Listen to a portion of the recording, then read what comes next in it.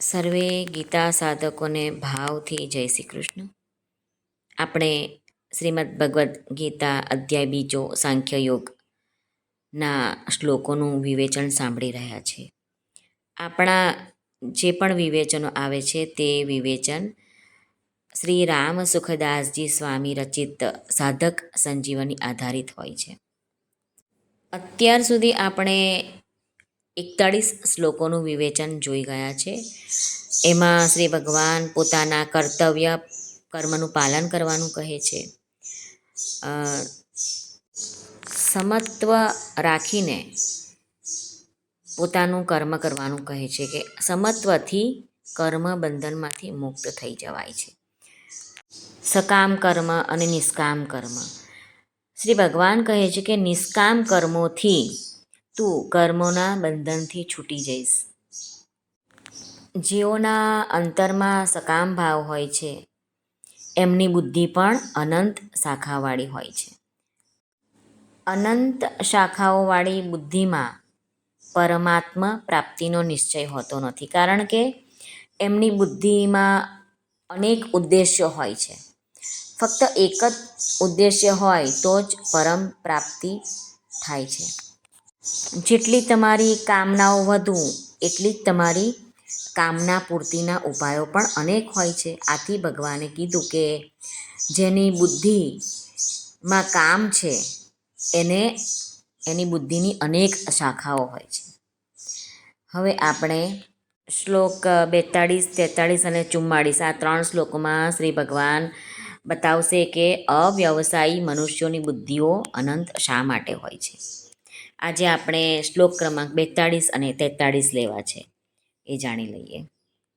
યામિમાં પુષ્પિતાં વાચમ પ્રવદન્ત્ય વિપશ્ચિતઃ વેદવાદરતાઃ પાર્થ નાન્યદસ્તેતિ વાદિનઃ કામાત્માનઃ સ્વર્ગપરા જન્મ કર્મ ફલપ્રદાં ક્રિયા વિશેષ બહુલાં ભોગૈશ્વર્ય ગતિમ પ્રતિ. શ્રી ભગવાન અર્જુનને કહે છે કે હે અર્જુન, જેઓ પોતાના ભોગોમાં તન્મય થયેલા છે, જેઓ કર્મફળના પ્રશંસક વેદ વાક્યોમાં જ પ્રીતિ સેવે છે, જેમની બુદ્ધિમાં એકમાત્ર સ્વર્ગ જ પરમ પ્રાપ્ય વસ્તુ છે અને જેઓ સ્વર્ગથી ચડિયાતું બીજું કશું જ નથી એમ બોલનારા છે, એવા અવિવેકી માણસો આ પ્રકારની પુષ્પિત એટલે કે માત્ર સાંભળવામાં જ મધુર અને મનોહર વાણી બોલ્યા કરે છે, જે જન્મરૂપી કર્મફળ દેનારી તેમજ ભોગ તથા ઐશ્વર્યની પ્રાપ્તિ અર્થે વિવિધ જાતની ઘણી બધી ક્રિયાઓનું વર્ણન કરનારી છે. શ્રી ભગવાન અર્જુનને કહે છે કે જેઓ કામનાઓમાં રચ્યા પચ્યા રહે છે એ પોતે જ કામનારૂપ બની જાય છે. એવો માણસ એવું વિચારે છે કે કામના વિના જીવી ન શકાય, કામના વિના કોઈ કામ થઈ શકતું નથી.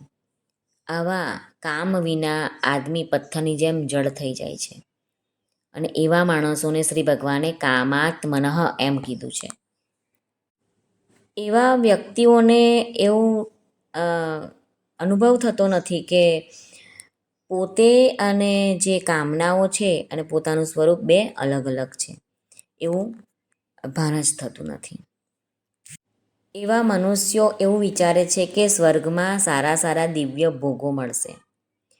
સર્વશ્રેષ્ઠ ભોગ તો સ્વર્ગમાં જ છે અને તેની પ્રાપ્તિ માટે રાત દિવસ રચ્યા પચ્યા રહે છે કે કેવી રીતે અમે સ્વર્ગ મેળવી શકીશું.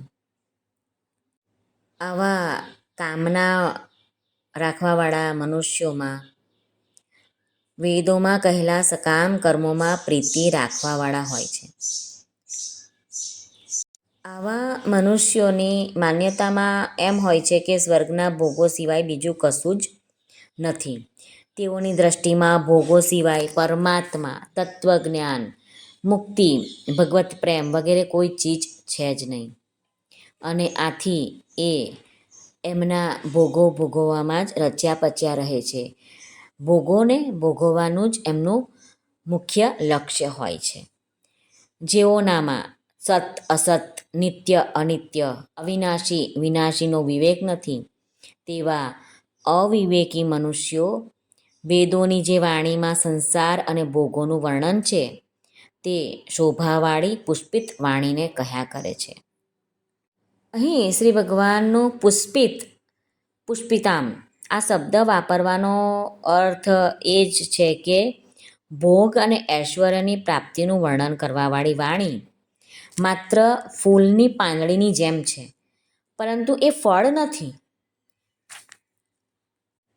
એ વાણીનું ફળ તો સ્વર્ગ વગેરે ભોગો છે કે જે સુંદર ખાલી દેખાવમાં છે, વર્ણનમાં છે સુંદર.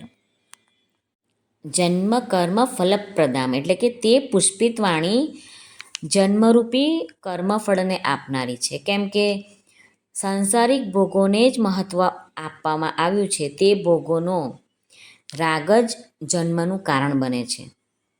ક્રિયા વિશેષ બહુલામ ભોગૈશ્વર્ય ગતિમ પ્રતિ એટલે કે તે પુષ્પિત શોભાયુક્ત વાણી ભોગ અને ઐશ્વર્યની પ્રાપ્તિને માટે જ સકામ અનુષ્ઠાનોનું વર્ણન કરે છે.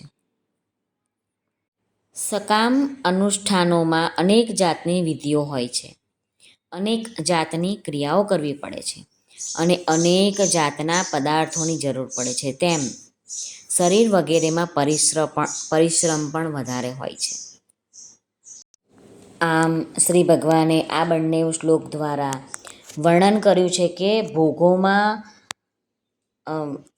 તન્મય થયેલા મનુષ્યોની બુદ્ધિ કેવી હોય છે એનું વર્ણન આ બે શ્લોકમાં કર્યું છે.